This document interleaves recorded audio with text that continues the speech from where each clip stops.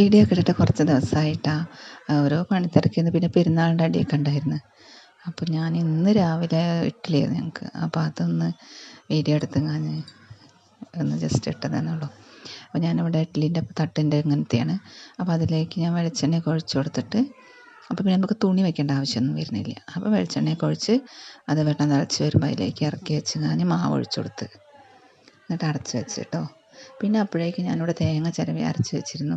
പച്ചമുളകൊക്കെ ഇട്ടിട്ട് ഒരു ചെറിയ ഇഞ്ചി കഷ്ണമൊക്കെ ഇട്ടിട്ട് അങ്ങനെ അതൊന്ന് ചട്നിയാക്കിയിട്ട് വറവിട്ടെടുത്ത് വെച്ച് അതിൻ്റെ ഇടയിലൂടെ. അപ്പോൾ അത് വെന്ത് കഴിഞ്ഞു. അപ്പോൾ ഇഡ്ഡലി ഇവിടെ വെന്ത് കഴിഞ്ഞ് അപ്പോഴേക്കിട്ട് ചട്നി തയ്യാറാക്കിയപ്പോഴേക്ക്. അപ്പോൾ നിങ്ങളെല്ലാവരും തയ്യാറാക്കുന്നതൊക്കെ ഇങ്ങനെ തന്നെ ആയിരിക്കും. അപ്പോൾ ഇങ്ങനത്തെ കണ്ടില്ലേ നല്ല പൂ പോലെ നല്ല ഇഡ്ഡലി കിട്ടി കേട്ടോ. അപ്പോൾ അതിൻ്റെ റെസിപ്പി എന്തെങ്കിലും വേണമെന്നുണ്ടെങ്കിൽ ഞാൻ അടുത്ത വീഡിയോയിലൊക്കെ ഇടുന്നുണ്ട്. അപ്പോൾ ചട്നി ഉണ്ട്. തലേ ദിവസം ഞാൻ സാമ്പാറാണ് വെച്ചിരുന്നത്.